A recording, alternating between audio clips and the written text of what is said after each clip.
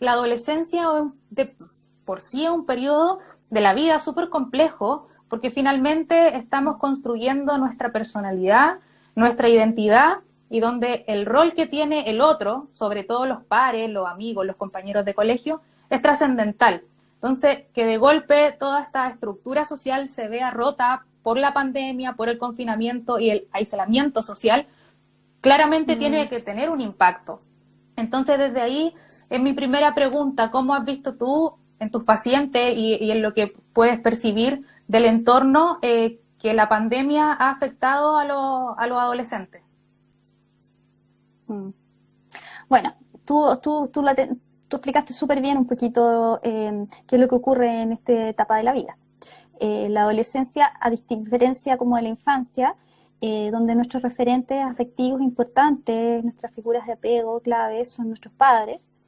En este caso, las figuras, digamos, nuestros referentes se transforman en nuestros pares, entre el grupo que queremos, a los cuales queremos parecernos. ¿Ya? Por ejemplo, si estamos en el colegio, en tercero, medio, cuarto, vamos a mirar al que viene más arriba, la generación de arriba, al que ya entró a la universidad. Eso va a ser como nuestro referente. Nuestros artistas de música, nuestros líderes, no sé, de ecología, aquí y allá, van a ir como en el fondo representando nuestro referente, a quien nos queremos parecer. Entonces, acá viene toda una etapa de prueba, ensayo, prueba, error, en descubrir exactamente quiénes somos. Y para eso, tú misma lo dijiste, o sea, súper importante este grupo de referencia, el ir probándonos digamos, en terreno. Entonces, el estar en cuarentena, todo esto lo que ha significado esta pandemia, y por tanto tiempo, porque ya llevamos casi, no sé, ya más de 100 días, es algo que todavía, en verdad, no hemos dimensionado los efectos que va a tener. Ahora, a largo plazo, porque en general hay estudios que han hablado de cuarentena y los efectos que tiene a largo plazo son más allá de 2 años. ¿Ya? ¿Para qué vamos a hablar de la etapa tan importante como es la adolescencia, que es de la construcción de quién eres tú, de una identidad? Entonces implica procesos físicos, psicológicos y sociales muy importantes. ¿Qué es lo que yo he visto en los pacientes? Efectivamente, mis pacientes, como yo te contaba, ya no he tenido pacientes infantiles. A mí me están llegando ahora solo pacientes adolescentes.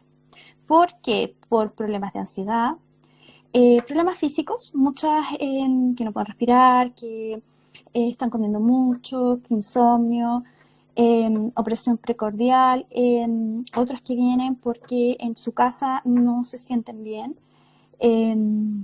y hay un nivel de agresividad pasiva y activa muy alto. ¿Sí? Eso es lo que Sigrid, más o menos estoy viendo yo.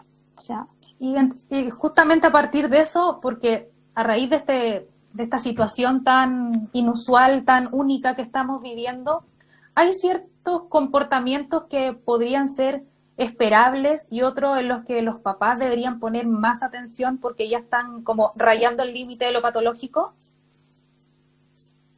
sí.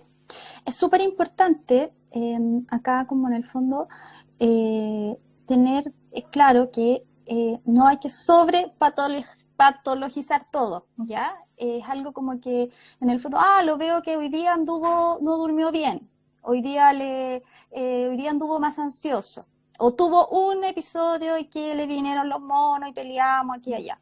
Eso no es constitutivo de un cuadro que podría alertarnos de que acá hay un proceso que está generando algún grado de disfunción.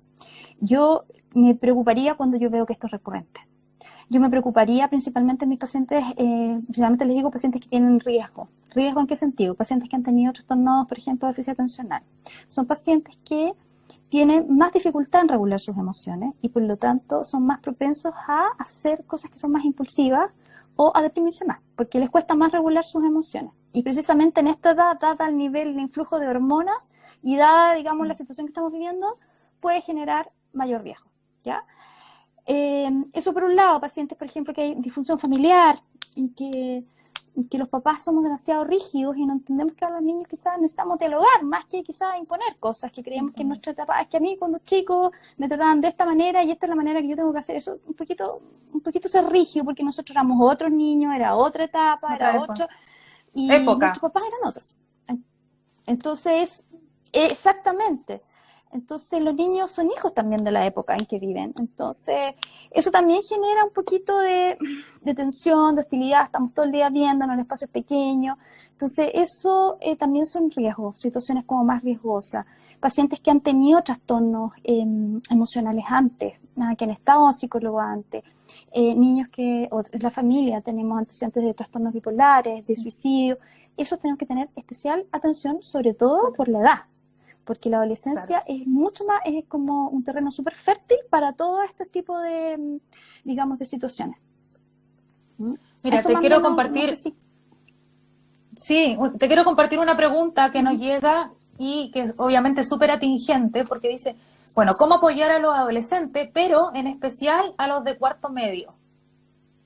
Entendiendo que el último año de colegio en un contexto normal es de lo más importante de tu vida, entonces donde quedan todos los recuerdos. ¿Y qué pasa en un contexto como este, donde claramente eso ya no se vio?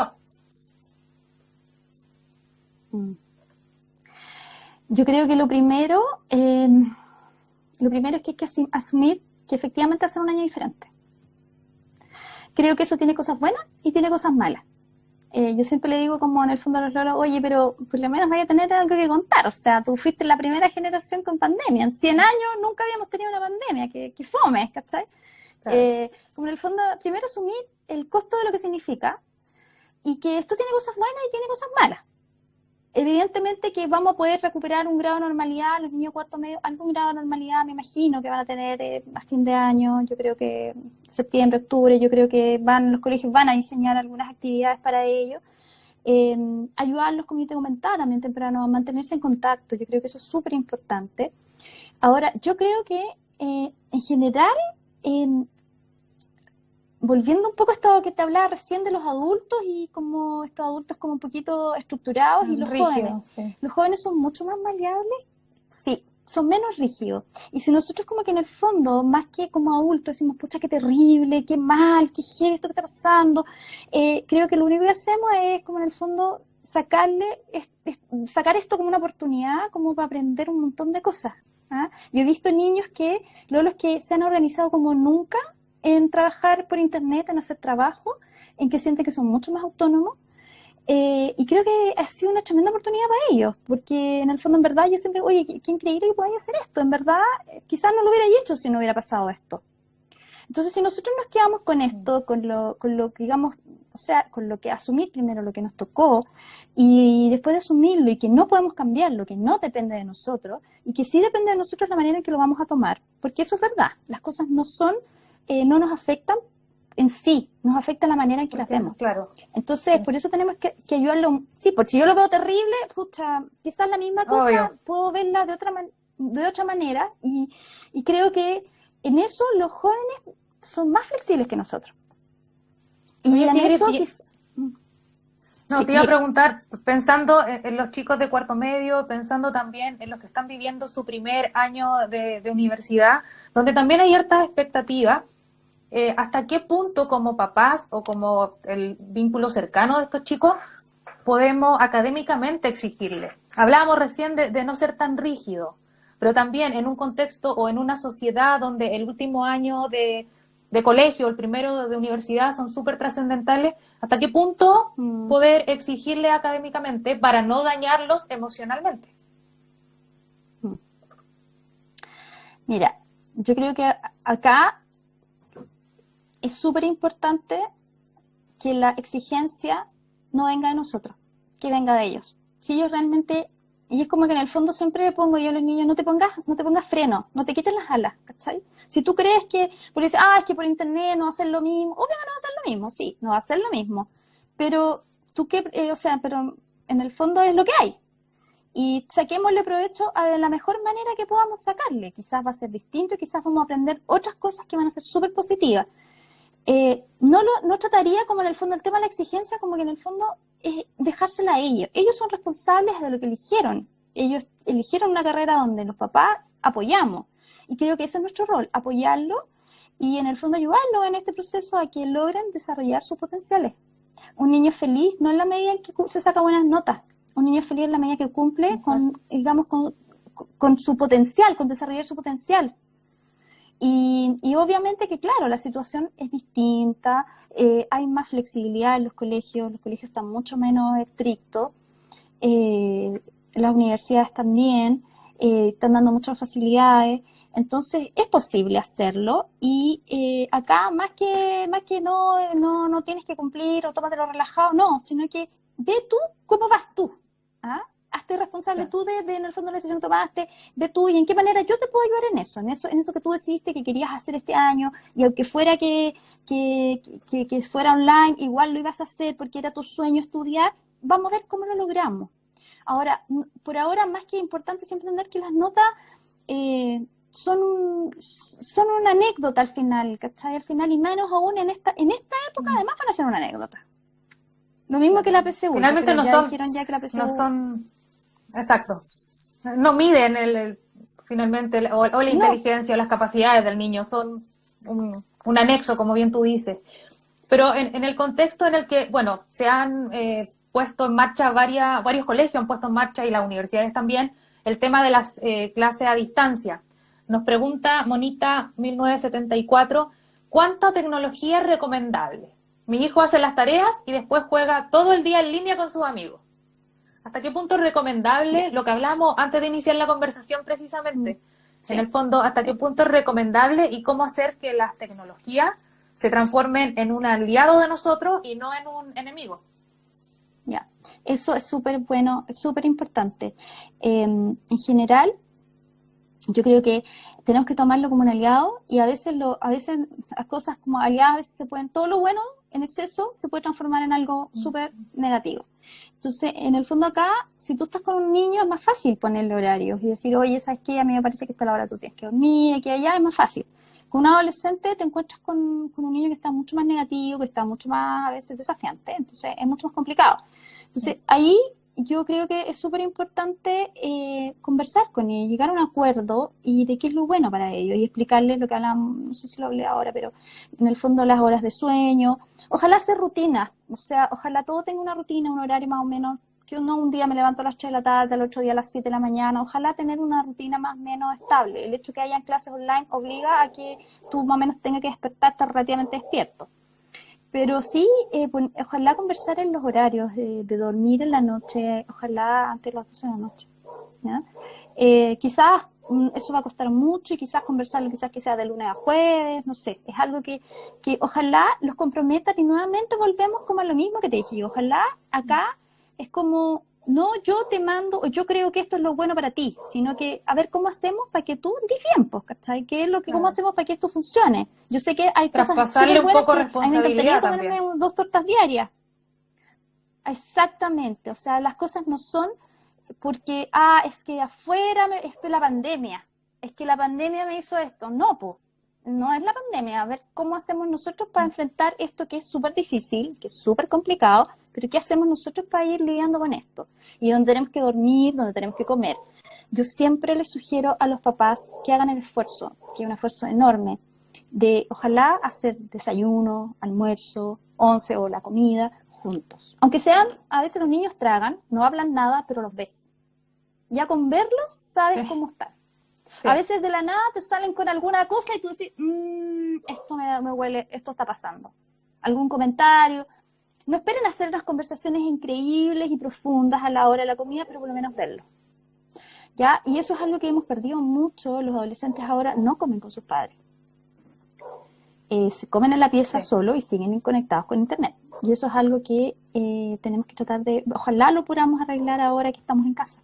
Yo creo que esa es una de las cosas buenas que nos ha traído la pandemia, estar más con nuestros hijos. Tener tiempo, claro, más familiares que antes por los trayectos del trabajo, etcétera, no se podía. Más arriba, una mamá, creo que era, preguntaba algo que también conversamos nosotras antes, y tiene que ver con las edades. Finalmente, ¿desde qué momento, desde qué edad y hasta qué edad podemos hablar de adolescencia? Ya. La preadolescencia comienza a partir como de los 10 años, ¿ya? Donde no se producen cambios físicos, pero sí empiezan a producirse cambios a nivel cerebral, ¿ya? Y es lo que empieza a ocurrir, que ocurre lo que es una poda neuronal. Es producto de las hormonas. que en el fondo hacen que se produzca un cambio. Y es como que yo te comentaba, así como que tenemos un jardín de una manera y de un día para otro cambiamos los riegos, sacamos plantas, o sea, y tenemos la embarrada. En verdad, los niños de 10 a 13 años, que es la preadolescencia, es una edad de mucha confusión. Entre a ratos son niños, a ratos son muy niños y a ratos se creen más grandes. Por lo general tienen harto problema todavía de aprendizaje porque están más flojos, están con más ganas de jugar. Producto de este cambio. O sea, no es como que en el fondo es como que tu casa, tu jardín no puedes ir al jardín mucho, no lo puedes ocupar, no va a funcionar de la misma manera. ¿Por qué? Porque estamos construyendo unas autopistas así de primer nivel en este jardín hermoso y eso toma tiempo. Entonces, esto se produce en la preadolescencia desde los 10 hasta los 13 y ahí empiezan también los cambios físicos, ya los cambios físicos, las características secundarias.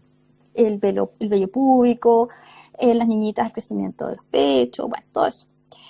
Hasta los 13, las niñitas ya ocurrió la primera menarquia y ahí empezamos con la pubertad, ¿ya? Ahí vemos los niños puber, así el niño con bigote, las espinillas, viene todo ese tema. Y después de los 15 hasta los 21, y yo estimo que a veces un poquito más se produce la adolescencia. Podemos hablar de entre preadolescente y adolescente de los 13 hasta aprox 20, 21. Mira, quería compartir contigo a raíz de varias preguntas que han hecho sobre la irritabilidad y la agresividad que están presentando los jóvenes y de qué manera manejarlo.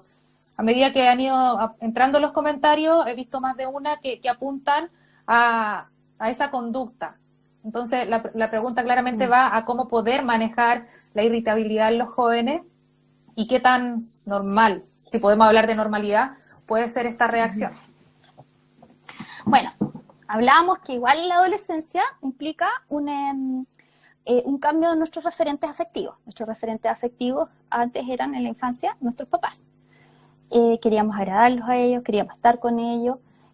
Todo lo que te decían tus papás lo creías, pero así a rajatabla, o sea, no se cuestionaba. Lo que te decía tu papá era así. Incluso tú estás adivinando qué cosas le gustaban más o menos como para agradarle. Cuando tú eres adolescente, eso cambia y tu referente ya no son tus papás. Es más, tú te tienes que diferenciar de ellos. Y diferenciar de ellos significa que si ellos piensan en algo blanco, tú probablemente tienes que pensar negro. ¿Ya? Entonces, implica diferenciarte, implica choque. Si los papás son muy rígidos, vamos a tener problemas. Si los niños además duermen poco, con algún consumo problemático, marihuana, alcohol, va a ser muy complicado. Y va a ser extremadamente complicado. Si son niños que quizás venían ya con algunas alteraciones, habían sido un poquito desafiantes cuando niños, quizás algún déficit atencional, va a ser esta etapa mucho más complicada. Entonces, primero, estos casos que yo te menciono son casos de riesgo.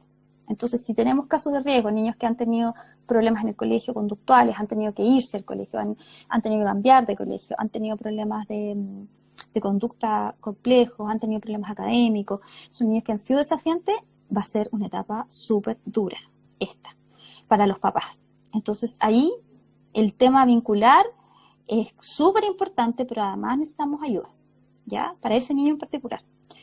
Para los niños que no son este caso, son niños que han tenido una infancia súper positiva, buenas relaciones, se han funcionado relativamente bien en el colegio, no han tenido grandes problemas de conducta ni de regulación emocional, estamos hablando ya de una base un poquito mejor.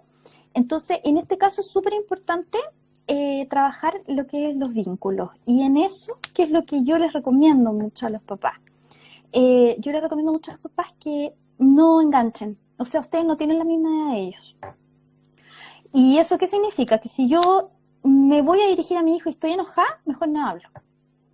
¿Ya? Mejor evitar. ¿Por qué? Porque el tono más que lo que digo, que quizás es súper legítimo, oye, pucha, levántate, tomemos desayuno, aquí y allá, es súper legítimo y quizás lo entienden. Pero mi tono de voz, lo que dice mi lenguaje no verbal, es tan... Gatilla la Exactamente, reacción. Exactamente. Entonces, ahí es súper importante como en el fondo estar tranquilo, tú para transmitir. Tenemos lo que se llama neurona espejo. Entonces, todo lo que en el fondo yo siento, de alguna manera el otro lo percibe. Entonces, por eso que es súper importante, como en el fondo, primero acá, uno, estar tranquilo. Es como lo que pasa cuando tú tomas en brazo a un bebé y estás súper nerviosa. Tomas tu guagua, y lo que pasa me pasa mucho en la neo. Las mamás toman su bebé y me dicen, pero ¿por qué a mí me llora? Y a las chiquillas, las tensas, las matronas, no les llora. Se queda tranquilita o Me tranquila. transmite ese nerviosismo. Entonces yo siempre le digo, para las chiquillas no es su guagua, ellas lo saben hacer, saben que no va a pasar nada, pero para ti es tu guagua. Y si tú no la calmáis, qué mal, vaya a quedar como mala mamá, o sea, te estáis poniendo... Entonces, primero, relájate tú, suelta tus brazos, piensa positivo y ahora tómalo en brazos. Acá es lo mismo. Exactamente lo mismo. Lo mismo, si tú ves que la conversación está escalando, dices que hablemos más, estemos en calma, hablemos más tranquilo y ahí podemos como llegar a un acuerdo.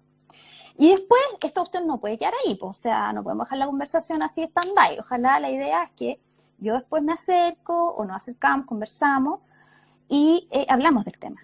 ¿Cachai? ¿Por qué llegamos a esto? A enojarnos de esta manera. ¿Qué es lo que a mí me dolió? La mamá ojalá siempre piense, a ver, ¿qué es lo que me molestó? ¿Me molesta su actitud? ¿Me molesta esto? Ojalá no hagamos la lista de supermercado de todas las cosas que me han hecho, que tú eres así. No, tú eres no sirve, sino que esto no me gusta. Esto concreto, porque tú amas a tu hijo. Claro. Ellos quieren que tú los amas. Entonces, nadie te va a querer como te quiero yo. Y ojalá siempre repetirle eso. Yo te admiro, aunque a veces no me gustan estas actitudes que tú tienes, pero yo te admiro, yo te valoro, yo te quiero. Que muchas veces transmitimos muchos sentimientos muy negativos hacia los niños, hacia los lolos. Y eso al final queda, po. Y lo decimos enojado. Y nuestra comunicación es siempre enojado. Entonces, al final, si mi mamá, yo le cargo, si no está ni ahí conmigo. Si uno quiere es que yo sea buen alumno, o quiere que tenga buenas notas, o quiere que haga las cosas, o quiere que no le haga problemas. Pero no está pensando en mí como persona. Validar que a veces tú vas a tener un hijo que va a pensar completamente distinto a ti, en muchas cosas. Este estallido social a mí me ha permitido ver cómo hay muchos quiebres familiares, donde los niños como que están súper empoderados y están como súper, se sienten súper protagonistas del tema social que está ocurriendo y de hacer cambios que son súper válidos y todo, y se sienten como en el fondo no comprendidos por los adultos. Sí. Y quizás no es ni blanco ni negro, en verdad yo creo que todos tienen razón, son distintas miradas. Exacto. Son miradas súper distintas.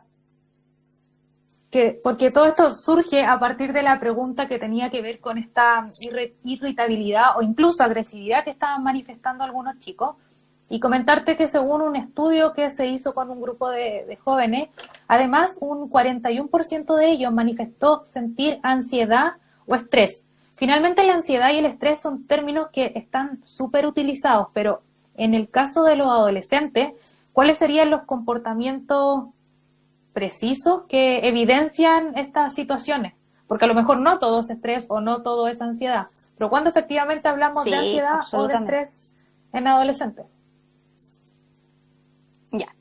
La ansiedad es como, no es lo mismo que estrés, ¿ya? Estrés es una reacción normal del individuo frente a un desafío, frente a un problema, frente a una situación adversa, ¿ya? Que requiere que tú te actives, que requiere que tú te sobreadaptes un poquito, ¿ya? No, tú tienes que cambiar tu conducta. Si tú estás ahí, no sé, viene un temblor fuerte, no sirve que tú te quedes acostado durmiendo, ¿sí? Tú tienes que levantarte, tienes que buscar una linterna, ir a ver si tus hijos están bien, o sea, requiere que te muevas, ¿ya? Por lo general el estrés tiende a ser más corto y no es malo, es algo que puede ser súper, o sea, de hecho todos nos movemos por un grado de estrés, ¿ya? Si no, no nos levantaríamos en la mañana, o sea, todo en el fondo son desafíos y pueden ser positivos. El tema es cuando esto lo acarreamos a largo plazo, cuando ya llevamos mucho tiempo adaptándonos a una situación que es desafiante. El tema de la ansiedad se genera porque tiene que ver con, la ansiedad es como miedo a algo que no sabemos exactamente qué es. El miedo, por ejemplo, yo le tengo miedo a las arañas. Y yo voy a tener una respuesta de miedo física y psicológica cuando veo una araña, o te dice con araña, o veo una foto de una araña. Concreto, es una araña. Pero la ansiedad es algo que es mucho más abstracto. O sea, es como que, no sé, tengo miedo a esta incertidumbre que no sé cuándo va a terminar esto. En que no sé cuándo voy a poder ver a mi gente, no, como que siento que no que así todos los días así ya estoy como angustiada, ¿cachai? Y esta angustia es como en miles de cosas. Volver a trabajar, podré volver a insertarme, podré pasar de curso, podré tener trabajo, podré volver a la vida normal, ¿qué va a pasar? Me enfermaré, ¿cachai? Hay tantas preguntas ahí que no Claro. y que la persona no es capaz, exacto, incierta la incertidumbre, y que la persona no es capaz de responderla. Esa es la ansiedad, ¿cachai? Entonces, como no eres capaz de responderla, ¿qué haces? Haces conductas que son evitativas, porque esta ansiedad es algo como que no es grato sentirlo, ¿ya? Y el cuerpo y la mente van juntos. Entonces tú físicamente sientes algo extraño, y físicamente, ¿cómo se traduce? ¿En qué se traduce la ansiedad? Se traduce en alguna alteración física. ¿Física en qué sentido? Por ejemplo, no duermes todo el día, o no comes, o comes todo el día, o lo único que quieres comer es un dulce. Cambia tu estado de ánimo. Si antes tenías ganas te gustaba, no sé, hacer deporte, leer, ahora no tienes ganas de leer ni hacer deporte, ¿ya? Entonces, en eso se traduce la ansiedad. La ansiedad también se traduce en que es como la otra cara de la moneda de la depresión. No es lo mismo, Justo pero nos es como parecido, preguntaban, ¿ya? Es como la nos otra. preguntan, dice, ¿la ansiedad puede generar depresión? Sí, es como por lo general van bien juntos, ¿ya? ¿Por qué? Porque la ansiedad es como te hablaba, por ejemplo, es como muy parecida al miedo. Como yo le tengo miedo a la araña, entonces, ¿qué voy a hacer yo? Yo voy a arrancar de todos los lugares que pueda haber una araña. Una araña. Entonces, ¿qué pasa?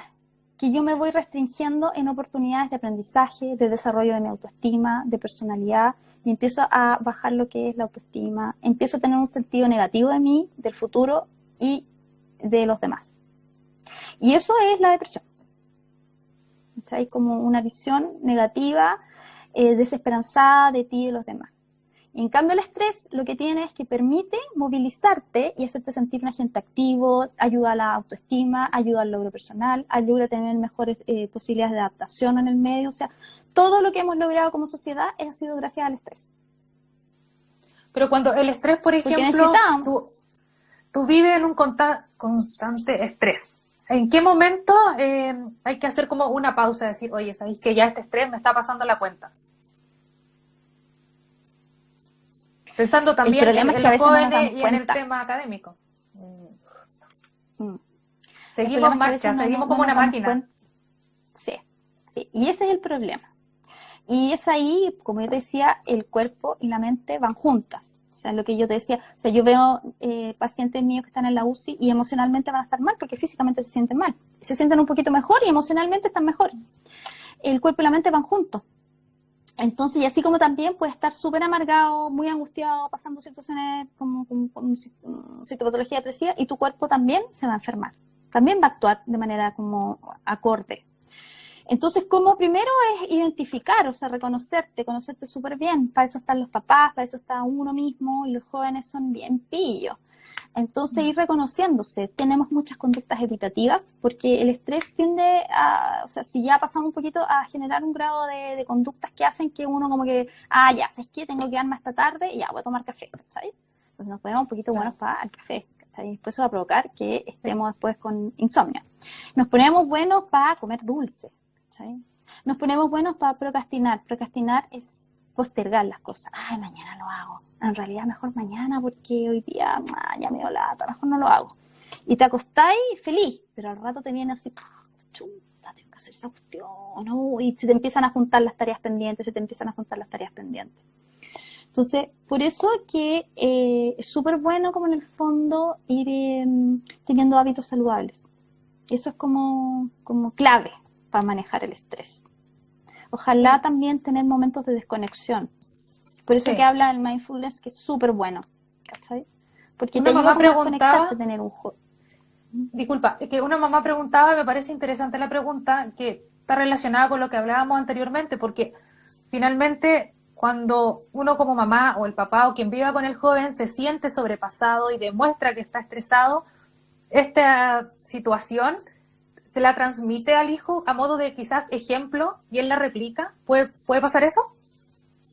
Absolutamente. Cuando yo voy a enfrentar esta situación como lo enfrenta mi ejemplo a seguir o mi padre o mi vínculo más cercano, y si él está como estresado, alterado, es dentro de todo normal. Los jóvenes son súper críticos y tú no les puedes decir así como, es que, o sea, tú tienes que ser un referente en todo sentido. Entonces tú no le puedes decir, oye, tú no fumes, yo estoy fumando. No le puedes decir, oye, no tome y yo todos los fines de semana me curo, ¿cachai? O sea, tú tienes que ser un referente íntegro. Entonces tú no le puedes pedir algo que tú no haces. Y en ese sentido, tú eres un modelo también para ellos. Entonces, está claro. Por eso que el sistema familiar es tan importante. Porque cuando tenemos un sistema familiar que está alterado, genera todos los integrantes van a verse de alguna manera afectados, hasta la mascota. Mira. Oye, Sigrid, he escuchado también y he leído que muchos jóvenes refieren como, y no solamente los jóvenes, pero estamos hablando de ello, como una sensación de ahogo, así como estoy desesperado, quiero salir. Obviamente no se puede por un tema de seguridad de la salud, pero en ese caso o en esos casos, ¿qué recomiendas tú como para aminorar esa necesidad de salir, seguir usando las redes sociales, dormir, no sé? ¿De qué manera podemos ayudar a esos jóvenes que se sienten ahogados de estar hace tanto rato en la casa?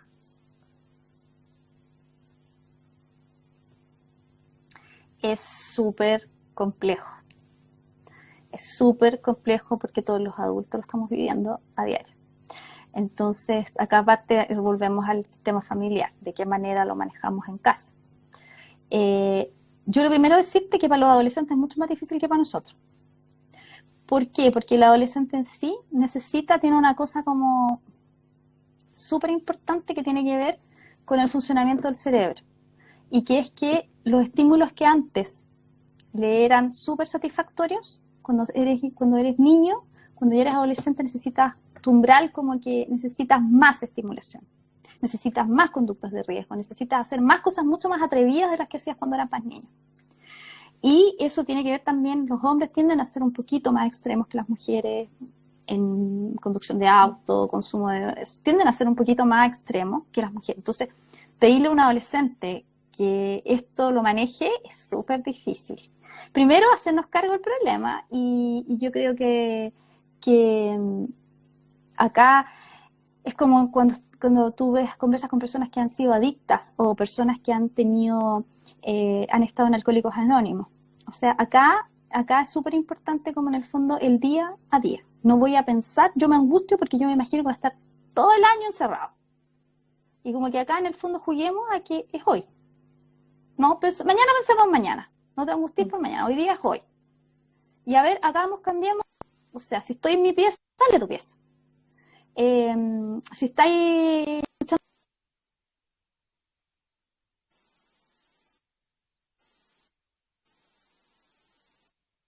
o sea, creo que es súper importante como en el fondo estas cosas que hacemos. ¿Cachai? Hacer actividad física o cambiar el ritmo de vida o el ritmo de si estáis sentado moverte no implica espacio. O sea, de hecho, gente que ha desarrollado su físico, el Joseph Pilates, y gente que ha estado encarcelado en una celda de 2x2 y lo ha logrado. Así que acá es como en el fondo invitarlos a los chicos a que traten de verlo así como lo ven las personas que están como en el fondo adictas a alguna cosa, es verlo día a día.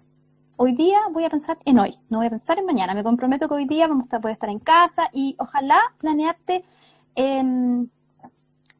cosas, planearte alguna cosa que te resulte interesante, porque todo el día con internet también agota y también estresa y te da un sentimiento como de vacío también. Por lo general los adolescentes que transitan mejor esta etapa son adolescentes que tienen intereses personales súper bien desarrollados. Tú me contabas un poco esto del deporte en algunos chicos que les llena mucho, el ser scout, y ojalá a algunos les gusta leer, algunos tienen hobbies, no sé, que les gustan algunas actividades X, y yo creo que eso es súper importante, como en el fondo ir como desarrollando eso. Oye, Sigrid, y otra consulta, porque así como hay jóvenes que tienen esta sensación de ahogo y de necesidad de salir, hay otros que probablemente también lo sientan, pero además manifiestan cierta angustia. Más arriba nos comentaban que había una chica, una adolescente, que llora todos los días porque tiene necesidad de ver a sus amigos, quiere volver al colegio, no se puede, y constantemente lo manifiesta con llanto. ¿De qué manera se puede ayudar en estos casos? Bueno, eso ya estamos hablando de algo que ya como que no es puntual, sino que algo que ya es todos los días, es algo recurrente. Entonces yo como que igual sería de la idea de que ojalá pudiera consultar, porque a veces hay debut de depresiones en esta edad. Entonces, como que ya a estas alturas ya yo creo que tendría que tener algunos mecanismos para regular un poco estos sentimientos, ¿ya?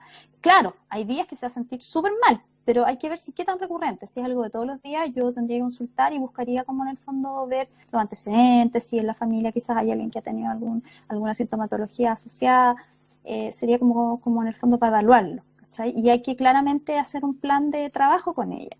El plan de trabajo es como en el fondo a ver qué voy a hacer cuando llora, ¿cachai? Voy a contenerla, voy a escucharla. A mí me parece que cuando un niño expresa sus emociones es súper importante estar disponible para contenerlo, sin inmediatamente decir, oh, si esto va a pasar, si vamos a salir adelante, sino que escucharlo. No necesariamente tener que hacer resolverle el problema, en verdad, o sea, en verdad, a veces eso angustia mucho a los niños. Escuchar, estar disponible y estar presente. Oye, y en ese sentido, cuando los chicos son más herméticos y uno como mamá o como papá sabe que algo está pasando, ¿de qué manera poderlo ayudar a verbalizar o a manifestar de alguna manera lo que están sintiendo? Esos casos son mucho más complicados. Esos casos son mucho más complicados, es mucho más complejo. En general, los niños hombres son mucho más menos comunicativos que las mujeres. Las mujeres son más expresivas y somos más comunicativas en general. El hombre es como más introvertido en el aspecto emocional, ¿ya? Y eso tiene que ver incluso con con el funcionamiento cerebral. Las mujeres tenemos mucho más desarrolladas las áreas de las emociones y la comunicación y el lenguaje. Entonces, ¿qué es lo que yo haría? Yo creo que es súper importante, primero que nada, respetar la individualidad de los niños. Esto como un poco intrusivo de estar preguntando ¿cómo te fue? ¿Y qué vaya a hacer? ¿Y por qué estoy así? Eso creo que en el fondo, en vez de abrir una puerta, la cierra.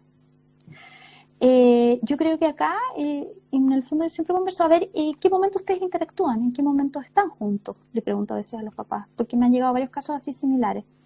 Y no hay momentos de interacción, increíblemente. No, es que yo le llevo a la cama la comida para que esté bien. Y él come en su cama viendo tele, o viendo el celular, o viendo el computador. Entonces yo creo que es súper importante, en el fondo, no sé si ya lo he hablado, pero como que cosas como súper básicas, que quizás hemos perdido en todo este tiempo, que es como comer juntos, cocinar juntos, quizás ir ahora no se puede ir a comprar, pero quizás hacer las labores de la casa juntos, quizás ver una serie juntos, invitarlos, oye, yo veo películas románticas y quizás las películas románticas que yo veo no te gustan, veamos algo que nos guste a los dos, ¿ya? Claro. En la medida que estamos juntos, empezamos a conocernos, empezamos a tener una sincronía afectiva, empezamos a tener una sincronía emocional que nos permite, en el fondo, ir captando las señales. Y de repente los niños se relajan y empiezan a contarte, oye, mamá, ¿te cuento lo que pasó? Pucha, el otro día me pasó esto y esto, y tú que hay como, wow, ¿cachai? Eso me parece que es mágico. El estar juntos, el tratar de disfrutar los pocos momentos que tenemos. Los adolescentes ir generando los espacios, abrir ventanas y puertas para que los jóvenes nos puedan verbalizar lo que les pasa finalmente. Y no ser intrusivos, porque a veces como papás somos intrusivos, pero cuéntame, pero dime, y los niños los toman termina como un interrogatorio. Sí, y en vez de ayudar a generar este lazo, este vínculo, en el fondo somos un poco respetuosos de lo que ellos quizás, de su espacio. Complejo. Me quiero tomar de una pregunta que leí más arriba y que tiene que ver de nuevo con esta sensación de ahogo. Porque decía, claro, la adolescencia también es la época de los carretes, que obviamente ahora están suspendidos. Y una persona preguntaba de qué manera prevenir que cuando volvamos a la nueva normalidad, los jóvenes terminan reventándose finalmente. Conversar con ellos, explicarle, ¿hay alguna forma de evitar que cuando puedan salir a carretear se expongan a situaciones peligrosas? Eso ha sido un tema durante todo este tiempo. ha sido un tema antes de la cuarentena, antes de la pandemia, en que en algún minuto los niños están expuestos a muchos riesgos. Y digo niños, adolescentes, en el fondo en genérico, ¿ya? Porque para mí todavía no son adultos, no puedo hablar de ellos como adultos, pero en el fondo sí, pues, es todo un tema, y para eso como que en el fondo yo siempre intento, nuevamente, o sea, el locus de control tiene que ser tuyo, o sea, de ti depende. Tú eres el responsable, no los amigos, no el grupo, nada. A mí me gusta que los papás estén más presentes. ¿Ah? Esta es una edad en que los niños, los loros se sienten igual súper empoderados, se sienten súper capaces y que pueden volver solos y que allá. Yo siempre les invito a los papás que estén atentos a sus hijos, que los pasen a buscar, que cuando lleguen a la casa los reciban, que les den un beso, que vean en qué condiciones llegan, porque eso es clave. Que en el fondo hagan también de papás, porque igual uno tiene como papá a veces que ejercer ciertos roles que no son muy simpáticos. Y en ese caso, claro. O sea, si tú ves que tu hijo no respeta la hora que habían acordado, llegan en malas condiciones. Los límites. Entonces, los límites, efectivamente, y tenemos que hacerlo cumplir, porque cada cosa tiene consecuencias, y la consecuencia es que quizás por un tiempo no te voy a dar permiso hasta que nuevamente generemos una confianza de que yo crea que tú puedes tener las condiciones de poder salir y ser responsable contigo, con tu autocuidado. No con la responsabilidad conmigo, sino que con tu autocuidado. Y creo que ese es el punto, como la diferencia de repente, porque nosotros como, no, es que para que no se enoje mi mamá. No, es por ti. Un niño que consume más de 5 tragos, eso, en una fiesta, eso, o sea, no. Tampoco quizás le vaya a poder decir no tomé, porque quizás también es algo que es utópico. Idealmente, si lo pudiéramos hacer, sería genial. O sea, de hecho, drogas, alcohol deberían ser después de los 21 años. Y tú misma comentabas al inicio que es súper importante, creo que era por el tema del colegio, transmitirle o traspasarle también cierto grado de responsabilidad a los adolescentes, que finalmente ellos tienen que hacerse cargo de sus acciones, de sus actos. ¿De qué manera enfatizar como papá en eso para que efectivamente el día que les toque salir no solamente a carretear, en cualquier situación, tengan la capacidad de decir, a ver, si hago esto, la consecuencia va a ser esta? ¿De qué manera podemos reforzar eso en esta etapa tan compleja? Bueno, los papás siempre tenemos algo a cambio. Siempre podemos, no sé, generar alguna coerción. Exactamente. Así que siempre las cosas, hay muchos papás que les dan todo a los niños, pues, que el celular último modelo, que esto, que todos los permisos, etcétera. Y los niños no entienden un poco el concepto de por cada cosa que yo quiero, algo debo. Que las cosas se ganan, que la confianza se gana y que soy responsable yo de eso. No es que mi papá sea malo o bueno porque siempre las mamás de otros niños son súper buenas. Uno es la mala. Eso es como súper, y hay que saber tolerarlo. Que a uno a veces le duele que le digan eso, pero en el fondo es también una estrategia, porque ellos son muy vivos, son muy inteligentes para dar la vuelta. Entonces siempre yo creo que hay que tener... Sí, pues, juegan con las emociones. Sí. Y como que en el fondo uno no puede perder el norte, o sea, si uno no es amiga, uno es mamá. Y como mamá a veces es súper poco popular. Exacto. Y uno tiene que hacerse cargo de eso, sí. Porque uno tiene que ayudarlo a que él a que tu hijo sea, ojalá dé lo mejor de sí y no se ponga en situaciones de riesgo. Entonces, porque tú no vas a estar todo el tiempo detrás de él cuidándolo. Entonces, por eso que es importante eso. Y generar, en el fondo, oye, ¿sabes qué? No hay cuenta celular, no va a haber esto, no va a haber esto otro, no hay permiso. No sé, todas esas cosas que en el fondo... Ahora, para eso hay que ser súper sutil, porque ojalá, nuevamente volvemos como lo que habíamos hablado recién, ojalá no lo digas enojada, y ojalá piénsalo bien. ¿Por qué? Porque si tú dices enojada, tú capaz que le digas en un año no vaya a tener celular, y eso no lo vas a poder mantener. Eso a la semana le vaya a estar entregando el celular y ya con eso ya no eres consistente. Claro, perdiste la credibilidad de mamá. Exactamente. En cambio, si tú primero te calmas, nuevamente hablamos, o sea, no podemos permitir pasarnos a llevar o gritarnos o tratarnos mal, podemos molestarnos, podemos estar diciendo, es que ahora yo no quiero hablar porque me da pena, estoy triste, o estoy súper enojada, prefiero, como en el fondo, cuidarte a ti y cuidar al otro. Y en eso pensar, a ver, pucha, me defraudó, pasó esto, conversémoslo y ve bien, que una vez cuando estés más tranquila toma la decisión de que, claro, que gana, le cortaría todo, no lo dejaría un año entero sin nada. Pero eso lo dices enojada, al otro día ya te lo vais a estar entregando, y entonces ahí ya no tiene sentido. Oye, y en ese sentido, pensando en los límites, también hablando en un contexto tan distinto, que hay jóvenes que se ponen irritables, otros agresivos, otros insolentes con los papás, ¿hasta qué punto es recomendable? Porque ahora, ¿con qué podéis jugar? No le podéis decir no vaya a salir, ninguno sale. Pero ¿a qué uno puede echar mano? A la tecnología, que es lo que más ocupan. ¿Es recomendable? O siempre, más allá de que sea recomendable o no, el qué, sino que el cómo le voy a quitar o le voy a prohibir usar internet o el celular. Porque en este momento, ¿a qué más podemos echar mano a modo de, digámoslo, castigo? No sé si es la palabra correcta, o sanción. A ver, una cosa es, claro, es lo que hablamos, que en tiempos como entre comillas más normales es más fácil de hacer, ahora se nos complica un poco más la pista. Yo como que, primero, que si yo veo que hay una conducta como, no es de un día, sino que hay algo como que es frecuente, está recurrente, de que hay un cierto grado de hostilidad, un niño que es muy desafiante, un niño que en el fondo yo trataría de hablarlo con ella, con él, y comentarle que estoy sintiendo que está así, que veo que está súper agresivo, y ojalá tranquila, no enojada. Y acá es súper importante que activemos las neuronas espejo de reflexión, que trabajen más a nivel más superior de funcionamiento que las más animalitas, las más básicas, las que tienen que ver más con la emoción, más las emociones básicas, de pena, rabia, arrancar, sino que yo como que aludiría como más a su cerebro más adaptativo. Y trataría de conversar y decirle que siento que me preocupa, que yo la quiero o lo quiero mucho y que me duele porque también me siento triste.